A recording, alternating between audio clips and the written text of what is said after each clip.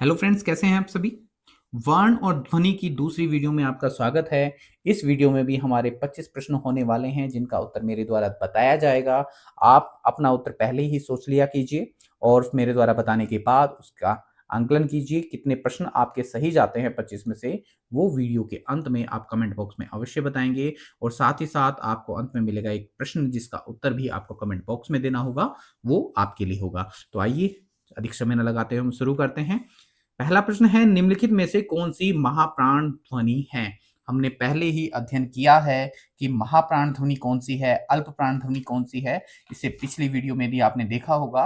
यदि नहीं भी देखा है तो कोई नहीं, हम एक बार फिर से इनको यहां पर बता दे रहे हैं कि अल्प प्राण ध्वनि कौन सी होती है और महाप्राण कौन सी होती है। अल्प प्राण ध्वनि में पहले तो सभी स्वर को रखिएगा। उसके बाद प्रत्येक वर्ग का, जो 5 वर्ग हैं हमारी वर्णमाला में, प्रत्येक वर्ग का पहला, तीसरा और 5वां वर्ण है वो आपका अल्प प्राण में आएगा। और उसके बाद जो हमारे 4 अंतःस्थ वर्ण हैं, य, र, ल और व, ये आपके अल्प प्राण के अंतर्गत आएंगे। और इधर महाप्राण में देखेंगे तो आप जो वर्ण हमारे बचे हैं, कौन सा, दूसरा और चौथा, और जो है हमारे चारों ऊष्म व्यंजन, जिसमें आपका तालव्य श, मूर्धन्य श और दंत श और ह, ये आपके महाप्राण हैं। तो हम देख लेते हैं, इनमें पूछा है हमारी महाप्राण ध्वनि कौन सी है। जो क है ये पहला वर्ण है, तो ये पहला तो अल्प प्राण है, ये तो नहीं होगा। ख आपका दूसरा है, तो दूसरा आपका महाप्राण में दिया है, बिल्कुल ये सही है। ग आपका तीसरा वर्ण होता है, तो ये भी नहीं है। और ब आपका तीसरा वर्ण होता है, ये भी नहीं है। तो आपका आंसर बिल्कुल सही होगा बी।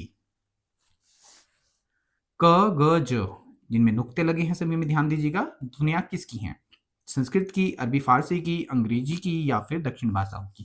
तो जिनमें भी नुक्ते लगे होते हैं वो अरबी फारसी की ध्वनियां होती हैं।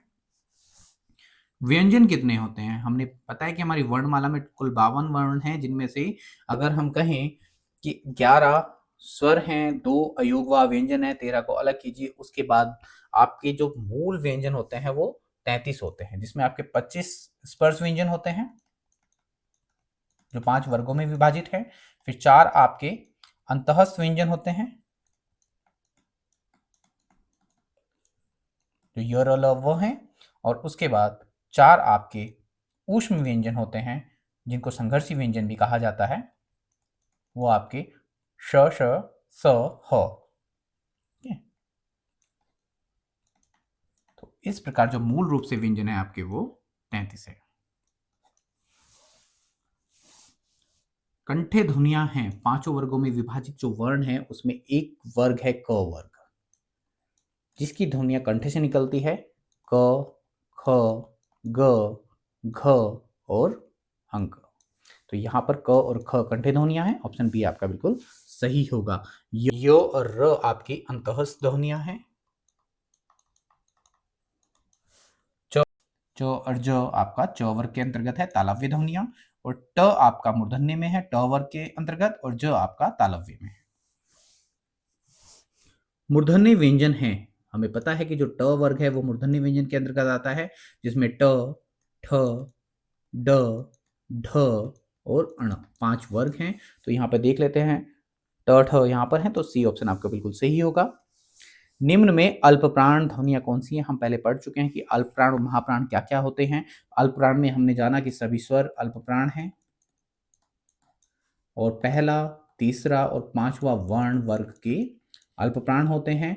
और जो आपके चारों अंतःस्थ हैं, य, र, ल और व, ये भी अल्प प्राण होते हैं। तो हम देख रहे हैं कि यहाँ पर ये और पहला और तीसरा, ये दोनों ही अल्प प्राण हैं और ये आपके महाप्राण के अंतर्गत आते हैं।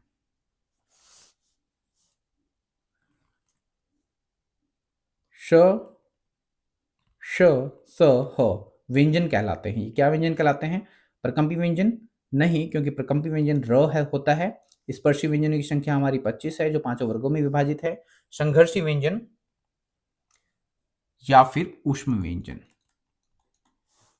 ये हमारे संघर्षी और ऊष्म व्यंजन है, ऑप्शन सी बिल्कुल सही होगा। और स्पर्श संघर्षी व्यंजन हमारे तालव्य वर्ग के जो 4 वर्ण हैं, च, छ, ज और झ, ये हमारे चारों स्पर्शसंघर्षी व्यंजन है। कौन सा वर्ण घोष वर्ण है? घोष वर्ण की बात करें तो हमने घोष या अघोष, घोष और इसको सघोष भी बोला जाता है, और दूसरा है अघोष। तो यदि हम इनकी बात करें, हमने पहली वीडियो में भी इसको अच्छे से एक्सप्लेन किया है, एक बार दोबारा कर देते हैं। यदि आपने पहली वीडियो नहीं देखी है तो इससे आप पूर्णतः समझ जाएंगे। तो सभी स्वर पहले घोष होते हैं,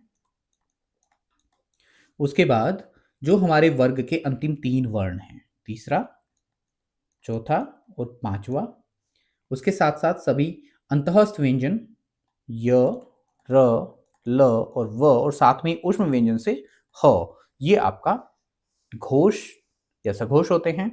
और फिर जो बचे आपका पहला और दूसरा अघोष होता है, और जो ऊष्म व्यंजन के आपका तालव्य श, मूर्धन्य श और दंत स, ये तीनों जो स हैं ये आपके अघोष होते हैं। हमसे पूछा है घोष वर्ण, तो ख तो दूसरा वर्ण होता है, ये अघोष है। च आपका पहला होता है, ये भी अघोष है। म आपका पांचवा होता है, यही आपका आंसर है। और ठ दूसरा होता है, ये भी अघोष है। निम्न में कौन सी ह्रस्व ध्वनि है?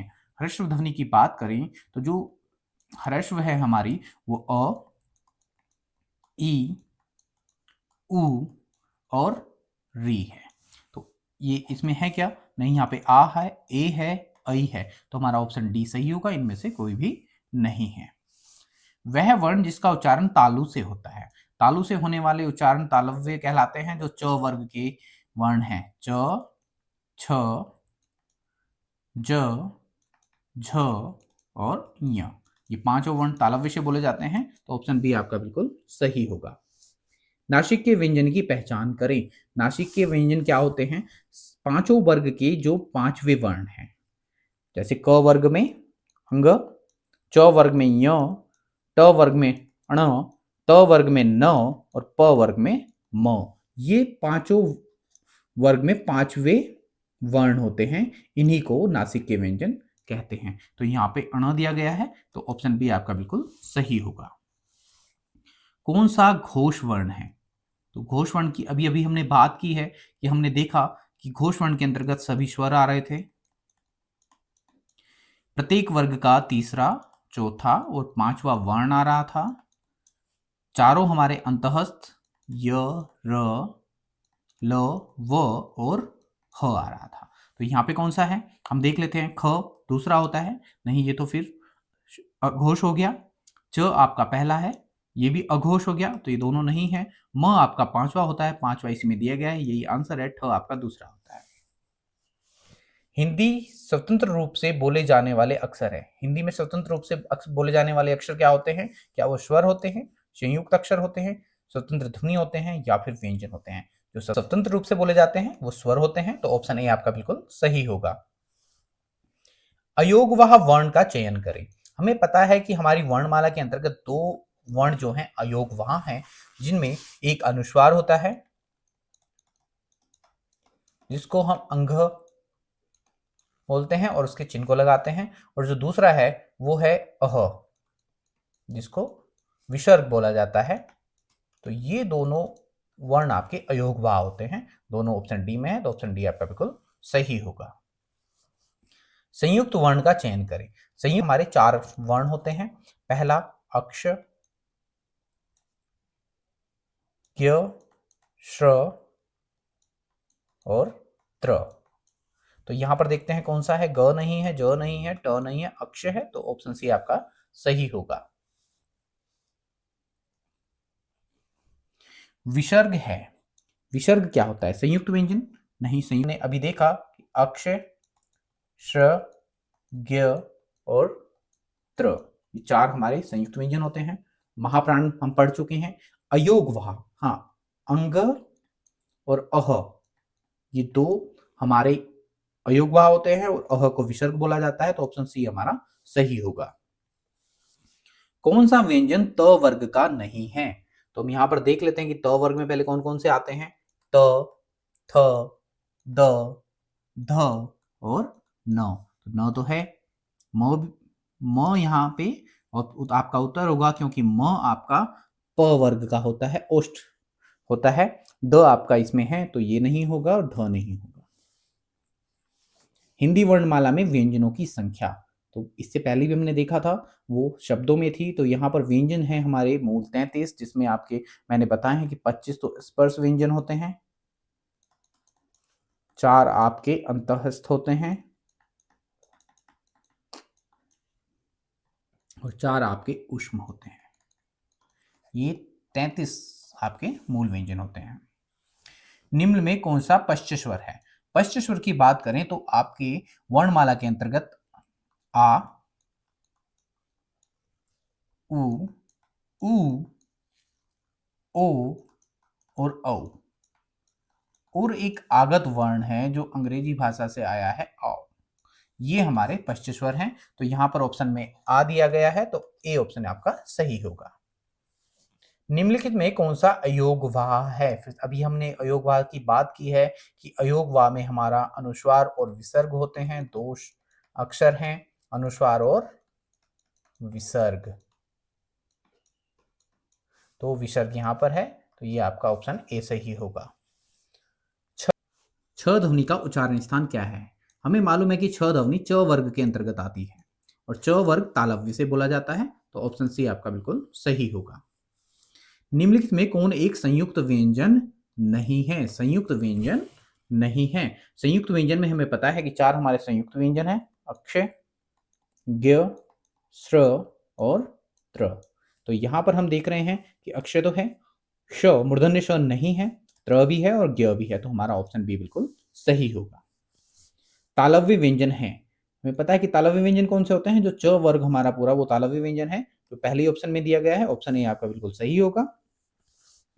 य र ल व किस वर्ग के व्यंजन हैं? इनकी बात हम काफी कर चुके हैं पीछे, आपको अब तक याद हो चुका होगा कि य र ल व को अंतस्थ बोला जाता है, ऑप्शन सी आपका सही होगा।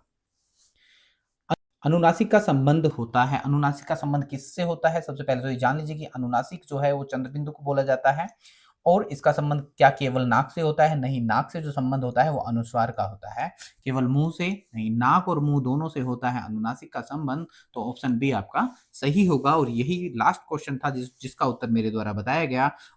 वीडियो के इस अंतिम प्रश्न को आप कमेंट बॉक्स में इसका उत्तर लिखेंगे कि अनुस्वार व्यंजन होते हैं, अनुस्वार जो व्यंजन है वो क्या है? क्या वो वर्ग के प्रथमाक्षर होते हैं, तृतीयाक्षर होते हैं, चतुर्थाक्षर होते हैं या फिर पंचमाक्षर होते हैं? तो इसका उत्तर आप कमेंट बॉक्स में अवश्य लिखिएगा, साथ ही साथ बताइएगा कि 25 में से आपके कितने मार्क्स आए हैं। हम जल्दी मिलते हैं अगली वीडियो में। धन्यवाद।